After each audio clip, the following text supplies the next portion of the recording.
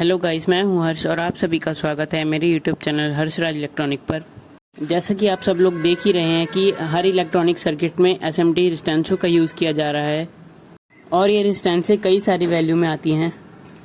जैसा कि आपने देखा होगा, जितने भी पुराने इलेक्ट्रॉनिक सर्किट हैं, चाहे वो इन्वर्टर के मदरबोर्ड हों या फिर किसी और चीज़ के, उनमें बड़ी रेजिस्टेंसों का यूज़ किया जाता था। फिर कंपनियां मदरबोर्ड को छोटा करने के लिए हर कंपोनेंट को छोटा करने लगीं। आमतौर पर लोगों के सामने ये समस्या आती है कि हम कैसे पहचानें एसएमडी रेजिस्टेंस किस वैल्यू की है। और अब मैं आपको एक ऐसे ऐप के बारे में बताने वाला हूँ जिसके ज़रिए आप बड़ी रेजिस्टेंसों को और एसएमडी रेजिस्टेंसों को कैलकुलेट करके पता कर सकेंगे कि ये रेजिस्टेंस कौन सी वैल्यू की है।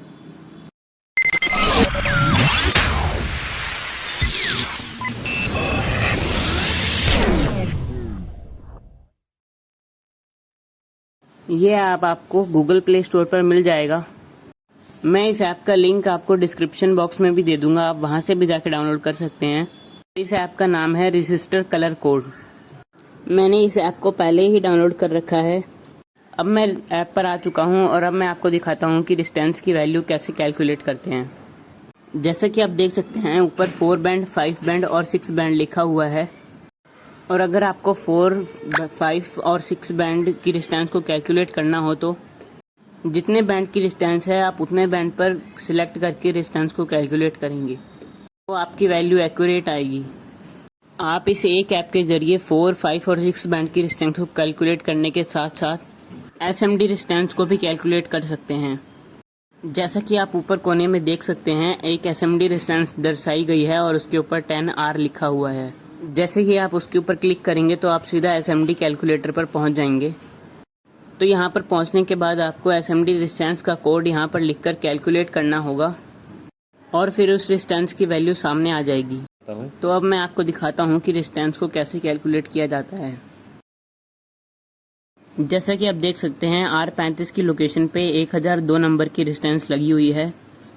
जैसा कि आप देख सकते हैं, एक यहाँ पर 1001 कोडिंग की रेजिस्टेंस लगी हुई है और दूसरी रेजिस्टेंस जो R13 की लोकेशन पर लगी है उसकी वैल्यू 2701 है। तो अब मैं उन तीनों रेजिस्टेंसों को कैलकुलेट करके दिखाता हूँ। तो अब हम सबसे पहले कैलकुलेट करेंगे 1002 और 1002 लिखने के बाद अब हम इसे कैलकुलेट कर देंगे। तो जैसा कि आप देख सकते हैं, कैलकुलेट करने के बाद इसमें जो नंबर आया है वो है 10K। और अब हम दूसरी रेजिस्टेंस को भी कैलकुलेट करके देखेंगे। और एक रेजिस्टेंस और थी जिसकी कोडिंग थी 2701 और इसे कैलकुलेट करने के बाद वैल्यू आई है 2.7K और ये 2.7K इसकी ओरिजिनल वैल्यू है। अब हम इसी तरह तीसरी रेजिस्टेंस के कोडिंग को, जो कि 1001 है, 1001 लिखने के बाद हम इसे कैलकुलेट कर देंगे और फिर जो वैल्यू आती है वो इस रेजिस्टेंस की एक्यूरेट वैल्यू है। जैसे कि 1001 रेजिस्टेंस की 1K वैल्यू होती है। और मैं आशा करता हूँ कि आप मेरी इस वीडियो से एसएमडी रेजिस्टेंस को कैलकुलेट करना सीख गए होंगे। तो अब मैं आपको इसी ऐप पर 5 बैंड की रेजिस्टेंस को कैलकुलेट करके भी दिखा देता हूँ।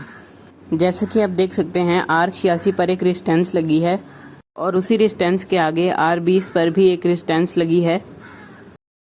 और अब हम एक रेजिस्टेंस और ले लेंगे जो कि R56 पर लगी है और अब हम इन तीनों रेजिस्टेंसों को भी कैलकुलेट करके देखेंगे। जैसा कि आप देख सकते हैं, हम 5 बैंड पर पहुंच चुके हैं और जैसा कि आपने देखा, R86 की रेजिस्टेंस का कलर कोड था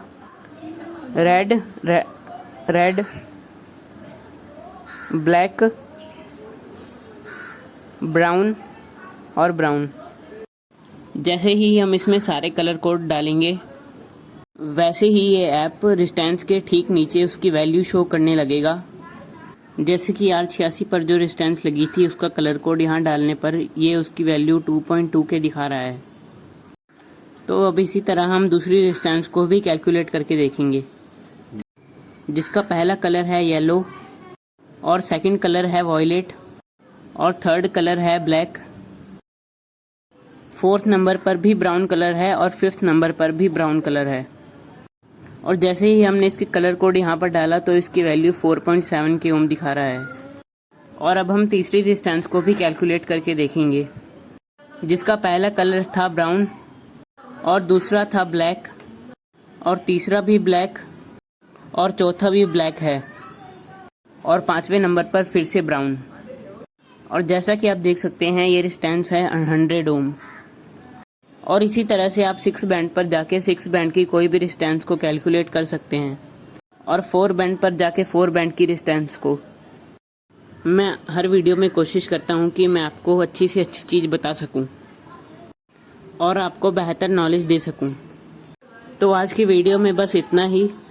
मैं आशा करता हूँ कि आप मेरे वीडियो को लाइक और शेयर और कमेंट और चैनल को सब्सक्राइब ज़रूर करेंगे। और आपके ये सब करने से मुझे बूस्ट एनर्जी मिलती है और उसी से ही मैं आपके लिए अच्छे से अच्छे वीडियो बना पाऊँगा। तो मिलते हैं हम अगली नई वीडियो में किसी नए टॉपिक के साथ।